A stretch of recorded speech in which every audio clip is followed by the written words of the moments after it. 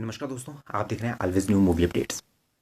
जिस तरह से लॉकडाउन चला है, जिस तरह से कोरोना वायरस की स्थिति थी, फिर लॉकडाउन लगा, फिर अनलॉक हुआ, लेकिन अभी तक ज़्यादातर चीज़ें तो ओपन हो चुकी है, लेकिन थिएटर्स अभी तक बंद है। तो मजबूरन यहाँ पे क्या करना पड़ रहा है प्रोड्यूसर्स को कि मूवीज़ जो है बेचनी पड़ रही है। किसको बेचेंगे? एक ही आप कह सकते हैं यहाँ पे प्लेटफॉर्म है, वो है डिजिटल प्लेटफॉर्म, जहाँ पे आपके नेटफ्लिक्स, अमेजोन, हॉटस्टार, इस तरह से अलग अलग पार्टीज आ जाती है। अब यहाँ पे अगर हम बात करें तो यहाँ पे एक बड़ी बहस कुछ दिनों पहले छिड़ी थी, वो थी कंटेंट को लेकर, सेंसरशिप को लेकर। तो यहाँ पे कोई जब तक इन पे सेंसरशिप रखने वाला नहीं है, तब तक हो सकता है कि ये कुछ भी दिखाए, अडल्ट फिल्म्स ज़्यादा दिखाने लग जाएँ। अब पर 18 मूवीज़ जो है वर्ष से वर्ष होती जा रही थी। फिर यहाँ पे अगर हम बात करें तो अब एक न्यू डिबेट छिड़ चुकी है। अब जो डिबेट छिड़ी है वो किसको लेकर के है? अब लेकर के है क्रेडिट्स को लेकर के। अब देखिए यहाँ पे मेन जो बात है वो है नेटफ्लिक्स के साथ।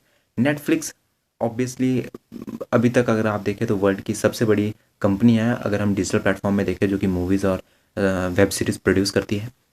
लेकिन यहाँ पे एक नेटफ्लिक्स के साथ बड़ी प्रॉब्लम ये भी आ रही है कि वहाँ पे क्रेडिट्स जो मिलने चाहिए वो नहीं मिल पा रहे। अब जब क्या होता है कि कोई डायरेक्टर या प्रोड्यूसर जब भी किसी एक प्रोजेक्ट पे काम करते हैं, तो उसको काम ख़त्म करने के बाद, पूरी प्रोजेक्ट्स, मूवीज़, वेब सीरीज़ बनने के बाद वो बेच देते हैं नेटफ्लिक्स को। अब उसके बाद नेटफ्लिक्स जब भी इसकी प्रमोशन स्टार्ट करते हैं तो वो पोस्टर्स रिलीज़ करते हैं। तो पोस्टर्स में लिखा होता है नेटफ्लिक्स मूवी या ये नेटफ्लिक्स फिल्म, इस तरह से लिख के आता है। या फिर आपको लिख के आएगा कि नाम, वेब सीरीज़ या मूवी का नाम, फिर आगे लिख देंगे सीधा और सीधा नेटफ्लिक्स मूवी या नेटफ्लिक्स फिल्म या नेटफ्लिक्स वेब सीरीज़ या फिर नेटफ्लिक्स ओरिजिनल। प्रॉब्लम यहाँ पे आ रही है कि जो इसमें डायरेक्टर्स हैं, जो इसमें प्रोड्यूसर्स हैं, जिन्होंने पैसा लगाया है या जिन्होंने इसे डायरेक्ट किया है, जिन्होंने इसमें म्यूज़िक दिया है, उनका नाम कहीं आपको पोस्टर में देखने को नहीं मिलता।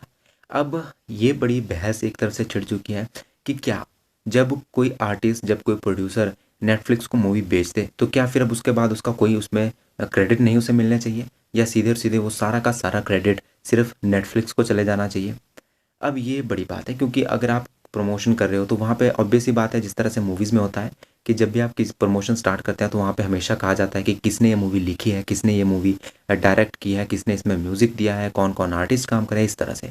लेकिन नेटफ्लिक्स में देखने को मिलता है कि कुछ नहीं लिखा जाता, सिर्फ इन नेटफ्लिक्स फिल्म लिख के रफा दफा सब कुछ कर दिया जाता है। तो यहाँ पे क्या क्रेडिट छीना जा रहा है मूवीज़ का, सॉरी आर्टिस्ट का?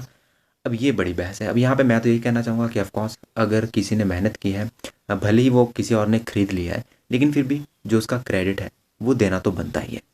वहीं पे बात करें तो अगर हम डिजिटल प्लेटफॉर्म की बात करें तो दोनों पार्टीज़ के लिए ये एक विन विन सिचुएशन हो जाती है। जिनको मूवी जो थिएटर में नहीं रिलीज़ कर पा रहे हैं, वो उनको एक प्लेटफॉर्म मिल जाता है कि जहाँ पे वो अपनी मूवीज़ दिखा सके, अपना टैलेंट दिखा सके।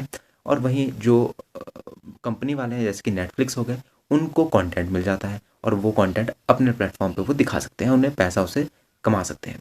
तो ये दोनों तरफ से एक विन विन सिचुएशन है, जहाँ जो मूवीज़ बेचता है वो भी पैसा कमाता है, उसे भी एक प्लेटफॉर्म मिलता है, और जो खरीदता है उसके पास भी कंटेंट आ जाता है। लेकिन अब ये जो क्रेडिट की बात है, इस पे आपको क्या है कहना, कमेंट बॉक्स में लिख के ज़रूर बताएं।